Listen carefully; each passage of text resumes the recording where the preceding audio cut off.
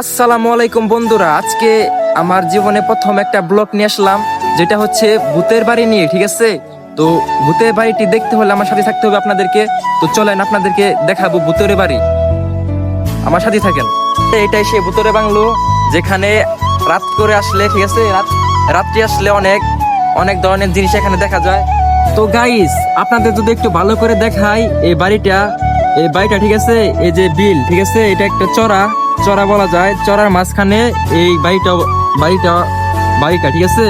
তো আপনাদের যে রাস্তা দেখাই, ওই যে রাস্তা দেখতে পাচ্ছেন, ওইটা হলো কিন্তু রাস্তা, মানে ওইটা রাস্তা, এখান দিয়ে মানুষ চলাচল করে না, ঠিক আছে। তো রাত করে যদি কেউ এদিক দিয়ে মানে যায় আর কি, তো এখানে নাকি অনেক কিছু দেখতে পারে তারা, অনেকেই নানান কথা বললে এই বাড়িটা নিয়ে। তো আমি রাস্তার ওই দিক দিয়ে যাইতেছিলাম, তো হঠাৎ মনে পড়লো এই বাড়িটা নিয়ে মানুষ নানান কথা বলে, তো একটা ভিডিও করা দরকার। তো আপনাদের মাঝে দেখাইলাম এই বাড়িটা অনেক দিন ধরে পরিচিত, ঠিক আছে। তো চারিদিকে কোনো মানুষ এই দিকে আসে না তেমন, এই জন্য আরো মানে আসতে ভয় পায়। তো আমি তো রাত করে আসতে পারবো না, ঠিক আছে, রাত্রে তো রাস্তায় ভিডিও করতে পারবো না। তো দিন নিয়ে এসে আপনাদেরকে ভিডিওটা করে দেখাইলাম। এই বাড়িটা দেখতে পারে সাধারণ, ঠিক আছে, কিন্তু এটা নিয়ে মানুষ অনেক ধরনের কথা, এখানে মানে অনেক স্মৃতি মানুষের জড়িয়ে আছে। তো আবার যদি আপনাদেরকে দেখাই, ওইখানে আসতে আবার খাও, ঠিক আছে, আমাদের গ্রাম ভাষা আমরা খাল বলি। তো আপনাদের গ্রাম ভাষা আপনারা কি বলেন অবশ্যই বলবেন কমেন্টে।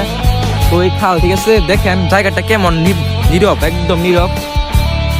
ওই যে খাল, ঠিক আছে, ওই দিক দিয়ে খাল, আবার এই দিক থেকে চিকন খাল।